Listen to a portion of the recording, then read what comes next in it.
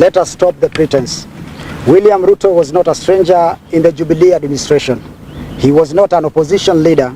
He was not a commentator watching government from the roadside. He was the Deputy President of the Republic of Kenya for 10 years. He sat in the cabinet. He defended the government policy.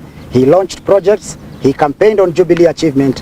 His supporters even called him a co-president. Therefore, when UDA attacks the previous administration, it is attacking a government in which William Ruto was the second highest ranking official. If there was a debt, William Ruto was there.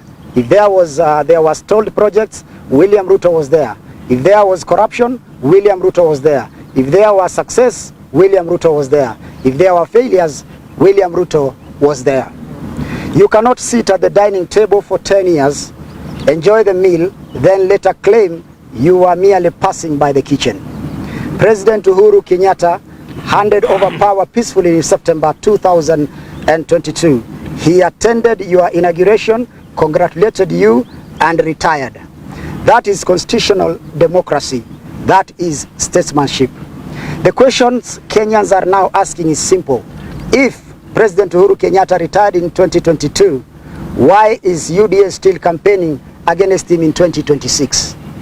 The answers appear obvious. Your administration is attempting to manufacture political enemies because it can no longer convincingly defend its record. Kenyans were promised lower taxes, cheaper unga, affordable fuel, jobs for the youth, affordable health care, dignity for hustlers, and a government that will understand ordinary suffering. Instead, many Kenyans are experiencing high taxation, rising fuel cost, expensive electricity, uncertainty in healthcare, struggling businesses, unemployment, police excess, abduction, growing public frustration, and endless political messaging. Even more troubling is the shocking reality that the criminal violence and political intimidation have become intertwined with law enforcement operations. Across several public demonstrations and political gatherings, citizens have reported circumstances in which it has become difficult to distinguish between lawful police operations and organized groups of political goons operating with apparent protection, coordination, or impunity. Such violations strike at the very heart of the constitutional democracy. A professional police service derives its legitimacy from impartiality, discipline, and fidelity of the law.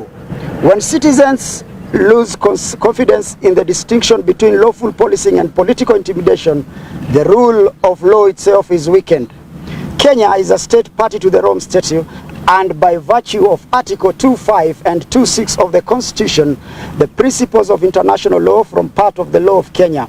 International law recognizes the grave dangers posed when organized violence against civilians is tolerated, encouraged, or carried out through irregular actors operating alongside state institutions. Your administration bears a constitutional duty to ensure that the National Police Service remains professional, independent, accountable, and entirely separate from any form of organized political violence. A mother in the market does not feed her children with propaganda. A border rider does not fuel his motorcycle with blame games. A graduate without work does not pay rent with slogans. A patient denied treatment does not survive on press statements.